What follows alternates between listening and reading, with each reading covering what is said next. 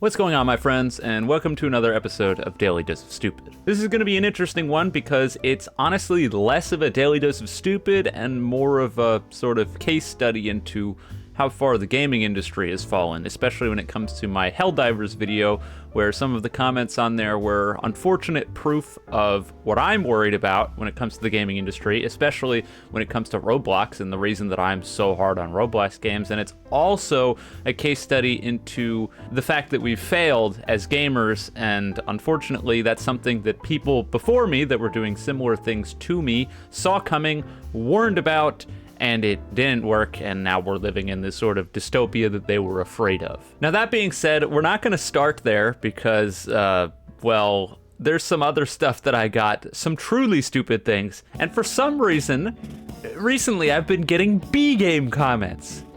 B-game. And no, not talking about B-game comments on my recent videos, I'm talking about B-game comments on B-game, like the original video. This is like baffling to me. I can't believe people are still watching this, and not only are they watching it, they're watching it, getting angry, and then leaving angry comments. Still, like 3 years after the fact. So regardless, we're gonna start with one of those. This person says, honestly, people can like or dislike Bee Swarm Simulator all they want, but I feel like this video was terribly dishonest. The category I would put Bee Swarm Simulator in is an incremental game, sort of like Cookie Clicker. You gotta be kidding me. And you saying that Bee Swarm Simulator is just holding a click in a field is like saying that all you do in Cookie Clicker is click the cookie and nothing else. Do we need it? Do we need to go on? We'll go on. Not mentioning any of the upgrades or boosts or setups or anything like that. If you just want to hate on Bee Swarm Simulator, you're free to do that all you want, really, but at least be honest about it.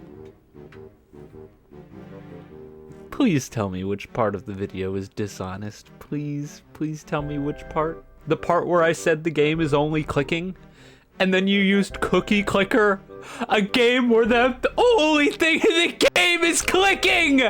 What the hell do you mean Cookie Clicker is not a game where you just click the cookie? That's exactly what you do! What? Oh, but Eclipse, you could buy upgrades to what? To click the cookie better? Oh my god, oh my god, oh my god, oh my god, oh my god, oh my god, oh my god, oh my god. There's no way this is a real person. There's no way this is a real person. I feel like I say that a lot, but it can't be. It can't be. I did not just have somebody say that it's unfair to say that Bee Swarm is just clicking in a field because it's like Cookie Clicker, a game where you clearly don't just click a cookie. There's so much more to the game. I just can't believe people leave stuff like that, but I don't want to harp on this for 30 minutes. We got another straggler of a comment. I know I did my whole jujitsu fruit video, but this is sort of like a one of those things where I don't really quite understand how this happens, and I don't understand how you could leave this and then watch the video and then be like, yeah, I'm just gonna leave that there. But this person says, this was developed by the same people that made Titan Warfare, by the way. They abandoned Titan Warfare in pursuit of a generic slop cash grab. Let that sink in for a bit. Yeah, I did let that sink in for a bit. I let it sink in so hard, in fact, that I said this 52 seconds into the video on it. 52 seconds. So that means that either you left this comment right away, then never watched 52 seconds into the video and just clicked off immediately, or number two, you left the comment, watched till 52 seconds of the video, saw that I said it 52 seconds in, and then left it here, despite the fact that the comment is edited. You could have deleted this. Why did you leave this here? It's just baffling to me. Why? What? Why? Anyways, the real meat and potatoes of this video is going to be about my Helldivers 2 review, because that video performed strangely. Basically, the way that my YouTube channel works, and I assume most YouTube channels, is that generally speaking, when you post a video, the first like 2 or 3 days, you get the majority of your views based on your current base. So the video gets pushed to a bunch of people, they see it, and then whether or not it does well depends on the algorithms and whether or not YouTube decides to push it to those people and if those people actually watch it. Now that being said, there are rarities on that occasion where I'll put out a video and it won't do well at first and then it will build up traction over time. This is exactly what happened with the Helldivers video, where it had about 8,000 views from my core audience, and over the course of about 8 days, it's generated 26,000 views. Now, this is unfortunately a blessing and a curse, because it's a blessing that I get more people to see a video that I otherwise didn't think people were going to watch, but it's a curse because the people who are seeing the videos aren't my base audience, and so then we get people who don't really understand my channel, don't understand who I am or what I do, and also, well, sometimes they're just not the brightest bulbs in the bunch. Let's just put it that way. It's also unfortunate because the vast majority of the views on that video are going to be people who never see this video, because this video is likely only going to be seen by my core audience. So those people will never see my responses to their comments, and that sucks, but regardless, Helldivers 2 review, we had some troubled takes in there. I think there were like 3 main things that people got on my ass about, which is really, really, really confusing that some people got on my ass about it, considering that I gave the game a 10 out of 10. The highest possible score. I literally could not have given it a higher score, and some people still got upset with me. Now, in fairness, a lot of the people who were upset with me weren't like angry children screaming at me. They were just saying, hey, I disagree with this. But there were a fair few who were doing exactly that, and I'm not going to be including those people because I don't think they represent the majority, and so I don't want to sort of straw man the entirety of the Helldivers community. Regardless, getting into some of the comments on here, the first one is talking about stratagem uses. In the video, I mentioned the fact that the stratagems, or little things that you can call in order to get like airstrikes and stuff, that the system wasn't very good because you were limited to 4 of them, and a lot of them are just simply not as strong as others, and so they see basically barely any use. Something I stand by and I'm going to have to defend here. This person says, I definitely disagree about the stratagem thing. The 2 stratagems you mentioned as being bad are extremely useful. For example, the smoke barrage is great against the bots because they can't shoot you if they can't see you. The static field is great for any faction because it allows you to halt enemies in their tracks and either retreat or call in other stratagems to kill them without needing to worry about them moving. What I find particularly bizarre about this criticism is that you literally praised the game for making it hard to use a single loadout for every situation only minutes earlier in the video. And this is a little bit to unpack, but that last statement is actually where we're going to start because that's just outwardly false and not what I said. You can 100% be a jack of all trades in Helldivers in order to handle every single scenario.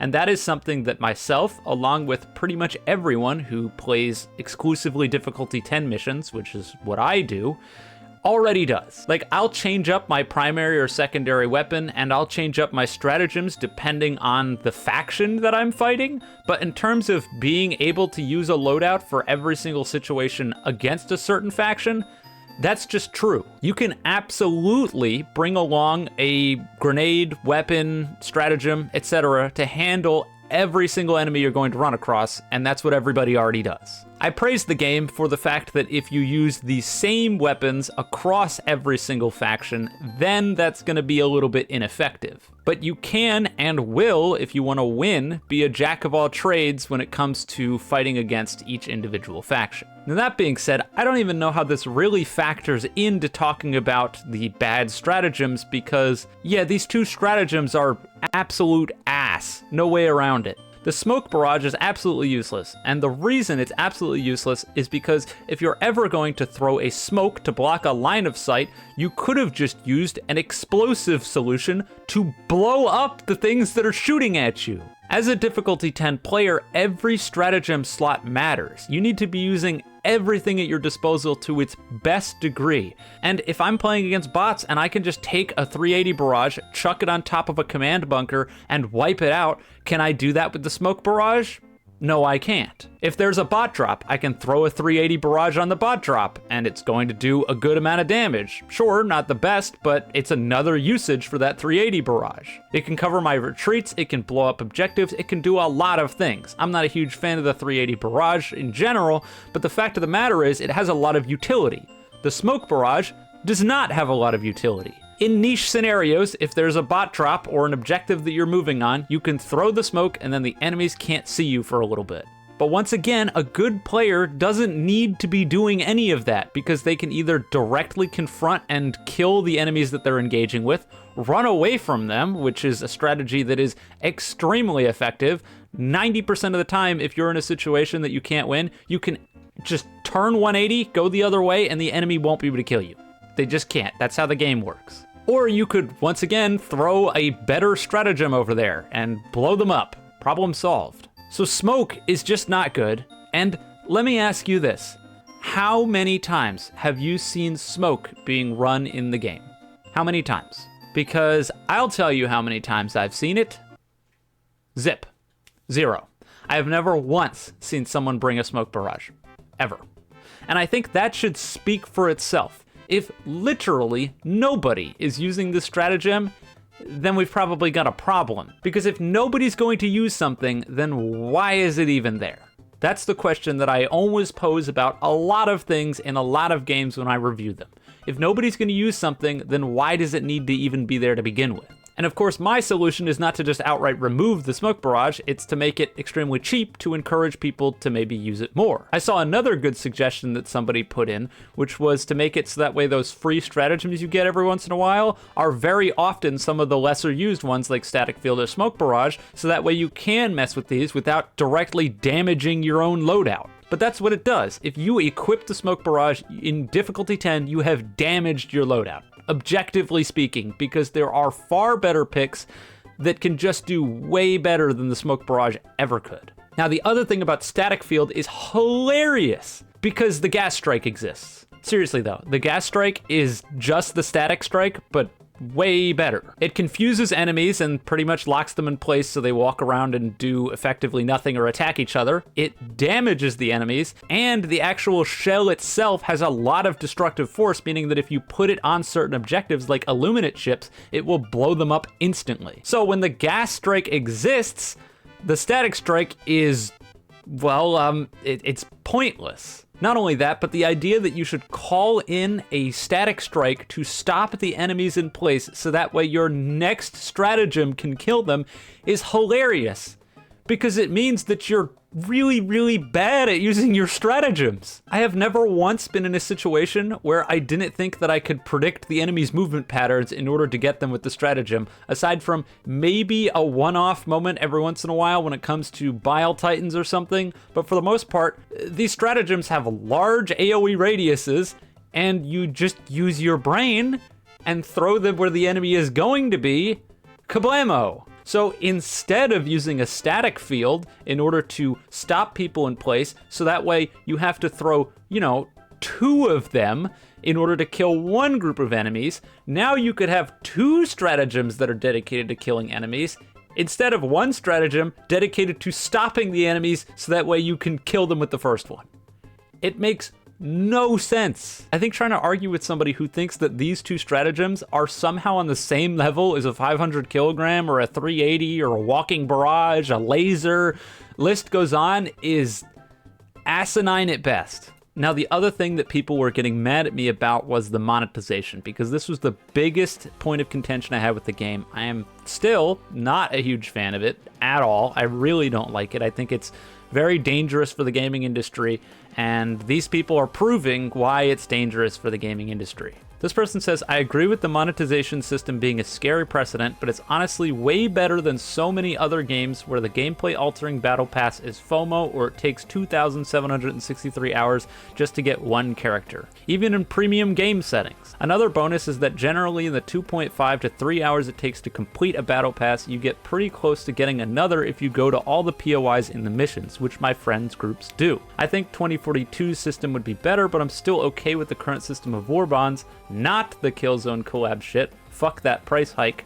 Also, the community fights back against Sony or Arrowhead when they do dumb shit, so that's a nice change of pace compared to other games where the community gives up and submits and the game gets horribly monetized. Now, this is a measured take, and that's why I left it on here, because again, I didn't want to poorly represent people like this by leaving on a really shitty comment where someone was like, wah, war bonds are good. But regardless, I think the thing that a lot of people don't understand is that the second that this stuff starts becoming mainstay, that's when we're in trouble, and we've already fallen off the cliff. You have to understand that I come from an age of gaming where when the game released, that was it.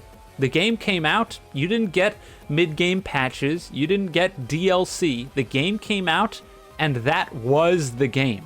And because of that, developers worked hard to make sure that the game wasn't a buggy mess and was also filled with enough content to make you feel like the game was worth $60. And I know people are going to say Helldivers isn't $60, it's $40, we'll get there. Don't leave that comment. Please don't leave that comment. And throughout my life, I've been seeing the gaming industry change and warp over time from releasing finished products with plenty of content to then releasing with finished products and then having expansion packs that have a whole bunch of content in them for about half the price of the game, or in some cases, nearly the price of a second game, to then releasing a game that's borderline finished, but cutting some of the content out of the game to sell back to people in some of those expansion packs. And then finally, the current age of gaming, where games come out incomplete and content starved, and then the developers slowly drip feed content over months and months and months until 2 or 3 years after the game has been out, it's finally completed and resembles the games that we used to get on release finished. And that's the problem, because I was not old enough and did not have a channel to be warning people about the fact that if we keep letting companies get away with this, if we give them an inch, they're going to take a mile. But other people were old enough and did have platforms and were telling us this. Channels like The Angry Joe Show have been saying this for years, and despite that, all of his warnings have fallen on deaf ears. People continue to let companies get away with this, and they take mile after mile after mile after mile. And so the thing is, when I go to review a game, if I play it and it feels like it's incomplete and they're drip feeding content in order to complete the game later, that's not good. And unfortunately, despite how much I love Helldivers 2, and I think it's a really, really good game, I do think it's a victim of modern gaming. I mean, come on, if we just look at what the game actually launched with, if we're just talking primary and secondary weapons, the game launched with, I want to say 13 or 14? If we're going to give Battlefield 2042 shit, which, for the record, they 100% deserved, for giving us 22 weapons at launch, I'm not letting Helldivers get away with launching with 13. That's pitiful. And yes, that's almost certainly why they launched with the $40 price tag, and thank God they did, because if it was $60, this would be unforgivable. But like I said, the current scourge of modern gaming is a piss-poor content offering at launch and then drip-feeding content over time, all the while nickel and diming players with battle passes here, microtransactions here, yada yada yada. And that's the exact problem. The base game gives you 13 weapons to work with, and then after that, everything's a paywall. That or a grind wall. And that's the other thing. Some people talked about how the grind wasn't that bad. In fact, I'm pretty sure there was a comment on here, so let me go find it. This person says, oh God, oh, it's this one. I feel like you didn't play much of the game. I routinely pick base game stratagems for most of my super hell dives. Machine gun turret, waggle strafing run, AMR autocannon? Are you sure that you're not the person who... Is that supposed to be a loadout, or... I hope that's not a loadout. If you're bringing 2 support weapons, you're in trouble. You can get 2,000 plus super credits easy in like an hour. This felt like you were just looking for reasons to not like it, which is why I gave it a 10 out of 10, right? But I didn't play much of the game, right?